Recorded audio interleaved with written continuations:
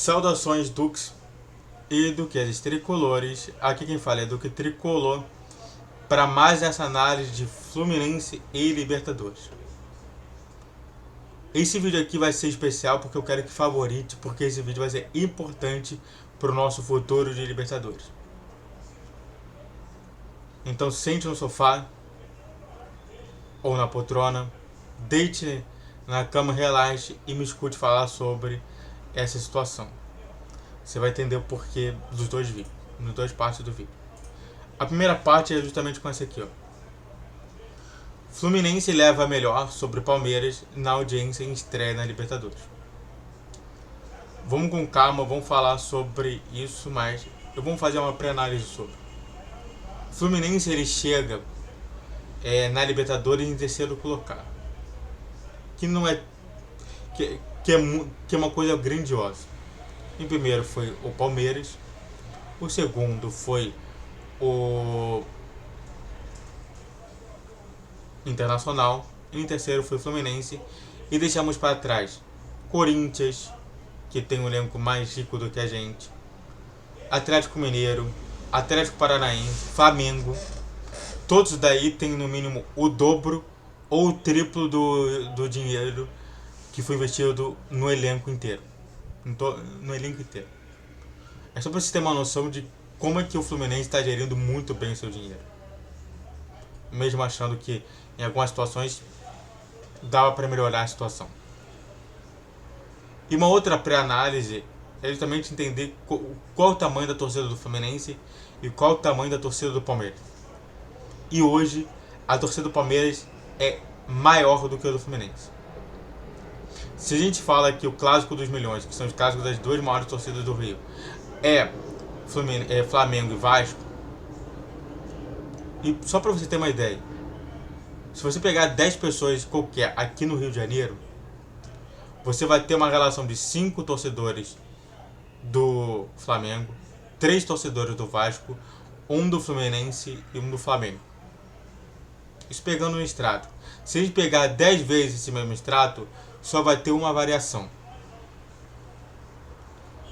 entre duas situações, entre duas dessas 10 situações. O que eu estou falando? Se a gente pegar 10 blocos dessa mesma situação, 5, 3, 1, 1, só duas vai ter uma variação um pouco diferente, que vai ser 5 do Flamengo, 3 do Vasco e 2 do Fluminense e 0 do Botafogo. Ou seja, se a gente pegar entre 100 pessoas, a gente vai ter justamente mais ou menos metade, 50 vai ser do Flamengo, porque de 10, de 5, então 5 vezes 10, 50. 3 vai ser 30. E aí essa variação vai acontecer. Ou seja, vai ter 12 tricolores, 12 não, 14 tricolores. É isso? Não, 16 tricolores e 14 botafoguenses. Se a gente pegar um extrato de 100 pessoas, é isso que vai acontecer. Logo, e se a gente extrapolar isso para o Brasil inteiro, que eu acredito que aconteça, realmente eles têm muito pouco tricolor, perto justamente de muita quantidade de palmeirense que estava realmente vendo ali. Então, se você entender melhor isso, você vai compreender sobre o que significa essa questão. O Fluminense levar melhor sobre o Palmeiras na audiência. E como é que foi justamente para você entender? Enquanto na audiência do Fluminense registrou 24 pontos, o dos palmeirenses registraram 20 pontos. Ambos jogaram em localidades e a maior parte das localidades foi justamente do Palmeiras. É só para você entender que hoje está valendo muito mais a pena, ainda mais vendo a audiência dali realmente acontecendo. Mas claro, você não pode ainda aumentar ainda mais essa questão, que é justamente essa. Como isso foi? Primeiramente, a gente tem que saber assim, como foi acontecer e ele extrapolar também. Isso foi acontecer justamente por conta do bom momento que tem o Fluminense. O Fluminense vem de uma goleada contra o Palmeiras. veio também de uma situação contra o Palmeiras, contra o Volta Redonda. Tá vindo justamente com ótimo desempenho dentro de campo e a torcida realmente acreditando na situação. A torcida do Palmeiras ficou sojada demais, ou seja, não sabe o que fazer depois de perder um jogo. E realmente a gente pode ver isso na torcida do Flamengo, que a gente também está superando o Flamengo em audiência, de muitas das vezes. Só para você ter uma ideia de como que o Fluminense está cada vez mais se elevando e não chegando a ser sojado. O que é ser sojado, né? É um termo que está se usando atualmente para falar de gente que não entende como perder. Não tem entendendo. Só para finalizar, é sério mesmo que vocês vão excluir o Fluminense? A gente só vai ter 2 jogos. O restante tudo vai ser via streaming, porque não se acredita que vai ter uma boa audiência. Vocês estão perdendo muito dinheiro.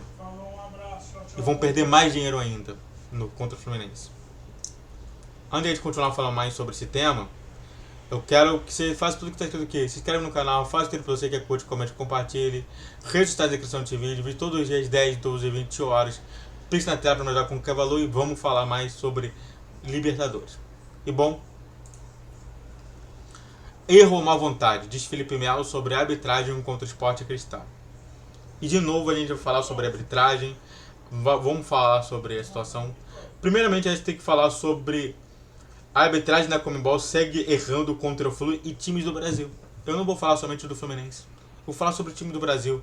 Errou contra o Flamengo, errou contra o Palmeiras, errou contra o Atlético Mineiro, errou contra o Corinthians, errou contra o Atlético Paranaense. Está errando, errou contra o Internacional, errou contra todo mundo. Está havendo uma constância de erros propositais.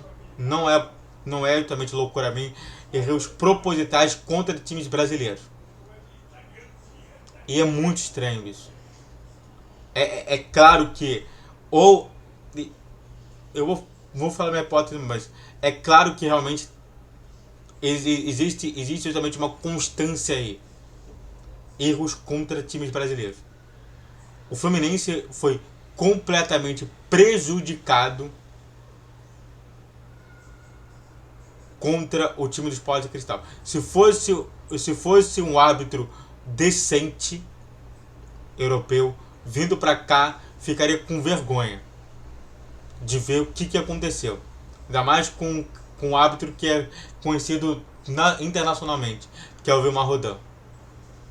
Eu vi outros absurdos. Eu vi absurdo no jogo do Flamengo, eu vi absurdo no jogo do Internacional, eu vi absurdo no jogo do Corinthians, do Palmeiras, do Atlético Mineiro, do Atlético Paranaense, e claramente me mostra vergonha. Eu tenho vergonha de ver árbitro sul-americano. Parece que são muito ruins. Muito ruins mesmo. E é claro, né? Só pra gente falar sobre a falta e os pênaltis marcados, né? Primeiro vamos falar sobre a falta que não foi marcada no Felipe Melo, que pra mim, analisando de novo, eu inicialmente falei que não era falta, mas analisando, foi falta no Felipe Melo, na origem do gol dos caras. Porque realmente ele estava com a bola, o cara simplesmente deu um empurrão nele, e empurrão é falta. E os pênaltis que foram 3 não marcados, que realmente foram absurdos. Um pisão no calcanhar é pênalti, um empurrão é pênalti, uma agressão dentro da área é pênalti.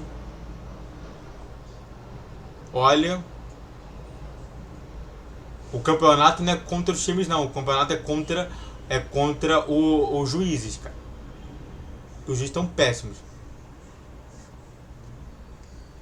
E por que eu estou observando um silêncio por parte dos times e entidades brasileiras? Por que eu estou vendo isso? Por que está tendo esse silêncio? Por que até agora não teve nenhum time que realmente falou assim, cara, está acontecendo isso aqui, está errado e a gente quer alguma atitude? E só para deixar claro, só para finalizar aqui, a última parte desse vídeo, fazendo um extra, que é justamente as hipóteses. A primeira hipótese é, realmente os juízes estão comprados em favor de times que não falam português.